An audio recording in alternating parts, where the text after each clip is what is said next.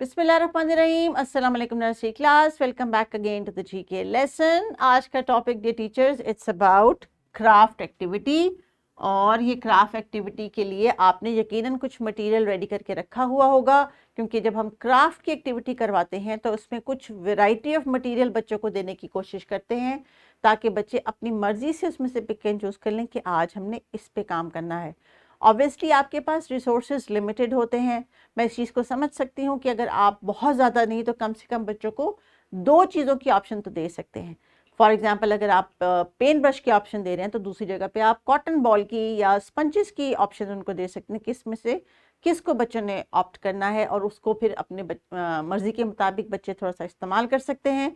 Choices देने का मतलब ये होता है कि बच्चों में हम ये एबिलिटी डालें कि उन्होंने फैसला किस तरह और किस बुनियाद पे करना है, और कैसे फैसला करते हुए वो सोचते उनकी माइंड की प्रोसेसिंग क्या होती है। इसी तरह ही ज़िंदगी में ये छोटे छोटे छोटे फैसले करते करते जब एक एडल्ट में कन्वर्ट होते हैं तो इनको चीज़ों के मुतालिक फ़ैसला करना, अपना माइंड बनाने का जो स्किल है वो आ जाता है। इसलिए छोटी ही उम्र में बच्चों को जब हम मुख्तलिफ चीज़ें सिखाते हैं तो उसमें एक बहुत इंपॉर्टेंट स्किल ये होती है कि बच्चों को हम एनालाइज करना सिखाएं कि बेटा आपने अगर पोस्टर पेंट नहीं लिया और कॉटन ली है तो क्यों ली है। हमेशा उसकी वजह बच्चों को जब आप बोलना सिखाएंगे तो वो आपको बयान कर सकेंगे कि मुझे कॉटन अच्छी लगती है, या लास्ट टाइम मैंने कॉटन पे काम नहीं किया था, अब मेरा दिल कर रहा है करने को, ये बड़ी सॉफ्ट होती है, मुझे पकड़ने में आसानी लगती है। जो भी बच्चे इसका रीज़न देंगे, इसका मतलब ये है कि आप उनकी एनालिसिस के साथ साथ उसको जो एक्सप्लेन करने की स्किल है उस पर भी डेवलप कर रहे हैं। So we need to be very conscious on that. हमारा एक्सपेक्टेड लर्निंग आउटकम कह रहा है make personal choices from the available material for creating their own collage।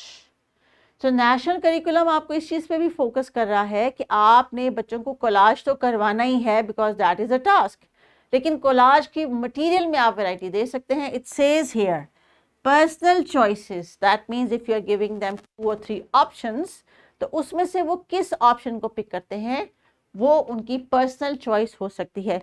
हो सकता है छोटे बच्चे हैं, अपने दोस्त की वजह से भी पिक कर रहे हों, तो वो भी तो एक वजह है ना। इसलिए आपने बच्चों को मौका देना है। आज बच्चों आपने क्या करना है, आपके बुक के पेज के ऊपर एक एनिमल की पिक्चर बनी हुई है। Do you know the name? It's a sheep, yes. And what is the colour of a sheep? It's white, mostly it's white, कुछ शीप में ब्राउन और ब्लैक पैचेस भी होते हैं। तो जनाब अभी आपने ज़रा जहन पे जोर डालना है कि आपके जहन में कौन सी कलर की शीप आ रही है, और फिर आपने उस तरह की शीप यहाँ पे जो है आपने प्रिपेयर करनी है। सो टीचर्स एक्टिविटी है कोलाज की।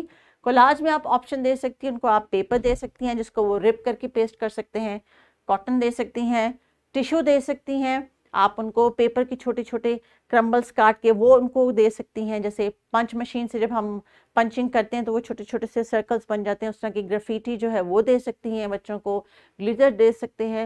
You can give them a variety of material and then ask them to pick the one they like. हो सकता है वो कॉटन लगा के ऊपर सिल्वर ग्लिटर लगा दें, that is totally up to them. So बच्चों आज आपने ये प्यारी प्यारी सी शीप जो है इसको कंप्लीट करना है और कुछ पेस्टिंग करनी है। सो टीचर्स आपने बच्चों को कॉटन का तो रेकमेंड किया गया है, लेकिन इसके अलावा भी मटेरियल आप उनको दे सकती हैं, क्योंकि हमने उनको चॉइस की ऑप्शन देनी है।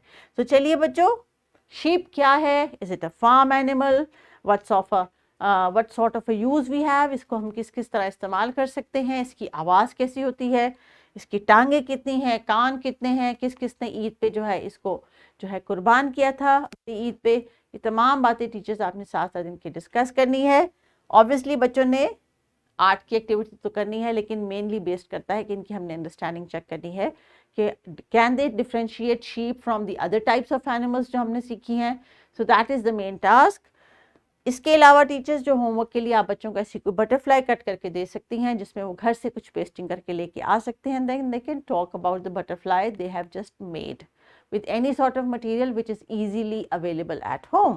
जैसे कि घर में बीड्स एंड बटन्स या सितारे अवेलेबल होते हैं, और कुछ नहीं तो वो डिफरेंट तरह के दालें या चने वो भी लगा सकते हैं। इट डिपेंड्स कि उनके घर में कौन सा मटेरियल इजीली अवेलेबल है। तो चलिए बच्चों, आज की आर्ट की एक्टिविटी को आपने एंजॉय करना है और टीचर को बता दें कि आपको पता है कि शीप जो है is it a farm animal or a wild animal or a pet animal। So please carry on. Take care. Allah Hafiz.